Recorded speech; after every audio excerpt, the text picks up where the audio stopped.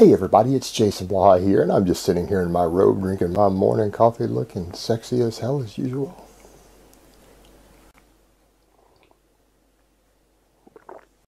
And for those of you who say I don't look sexy as hell when I do these videos in my robe, nobody cares what you think. I didn't ask you shit. That goes for you too, Jack. I didn't ask you shit. That's right.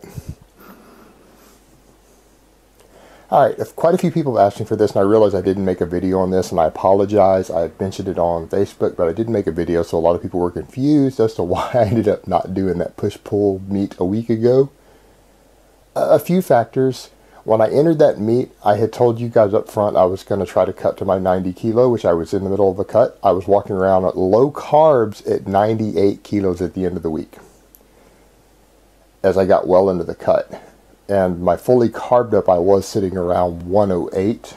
And you guys know that I easily, just through dietary manipulation, I dropped 9 kilos. 9 kilos through dietary manipulation alone. Purely changing my food and water intake while keeping high calories for the British. I didn't use a sauna, I didn't use diuretics, I didn't use anything like that to help. But while walking around on low carbs, I realized a few things. Number one, I could have made weight, because I'm not interested in competing in the 100 anymore for now. I need to be in the 90. I'm too fat to effectively, and I don't have enough muscle mass at this point to really be an effective lifter in the 100 kilo. So the 90 is really where I belong. And I think most coaches and powerlifters out there would agree. I don't have enough lean mass right now to be a good lifter in the 100, unless I want to keep placing third and stuff at national events. Sorry, the cats are being noisy. So I really need to be in the 90. However, I would have to drop another 8 kilos of water while already being on low carbs to have competed. Could I have done it and made weight? Yes. But at my age, the toll on my body to do that, it just wasn't worth the risk to me personally when I looked it over.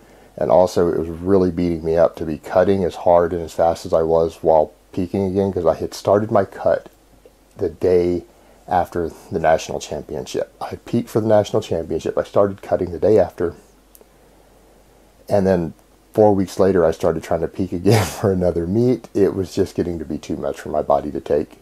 It was at a point to where just doing that one meet for fun to try to beat a couple of guys in the 90 kilo class to just for the fun before I go face them at a championship, it wasn't worth it. It was just beating my body up. It was dragging me down to combine trying to lift that heavy all the time with a big calorie deficit and low carbs. So what I've done now is that I realized, look, I've got time. I need to be able to hit the 90 kilo coming up here in March or April for qualifiers. So what I'm doing is I've upped my carbs back up, and I've noticed that puts me up around 104 walk around weight. And I can drop that down at any time. I can literally drop under 100 in 24 hours. So that's not really an issue for me there, sitting at 104. So I lost about 4 kilos of fat so far. Because when I recarb way back up and eat 600 grams of carbs for a few days, I go back up to 104. So now 4 kilos of fat. I need to lose another 5 to 6 kilos of body fat before, say, March, which I think is doable. Just keep slow cutting on a bit higher carbs, which helps my performance more, helps my recovery more, and I should be able to easily by then be able to just do a quick water cut in 1 week. Just cut my carbs out, water load, and then cut my water back to just a couple of glasses a day on the final day, and just walk in and make weight. That should be really easy for me to do that if I can get down to where I walk around 97, 98 kilos while carbed up. Easy to drop that for meet without needing a sauna or anything. So that should be the goal for now, and then I think from there I'll be able to recomp effectively, and I'll probably never bulk again unless I decide later on, if I get big enough and lean enough to bulk into the 100 kilo, I'll do it again. But for now I just don't carry enough muscle mass, I don't think, and it would be much better for my performance if I stay leaner. So that's the current game plan, rather than try to do that meet and beat myself up. And actually, it turned out the guys I wanted to beat didn't even enter. They were going to enter. They said they were going to enter like I did. They didn't actually sign up. So I wouldn't have even been able to go there and beat the guys that I was doing the meet to beat anyway, so it would have been kind of a waste there. It might have been fun, but it just wasn't worth it. And unless I wanted to show up in the 100 kilo class, which I really don't want to compete in the 100 kilo anymore. I just don't feel that it's the right weight class for my lean mass right now.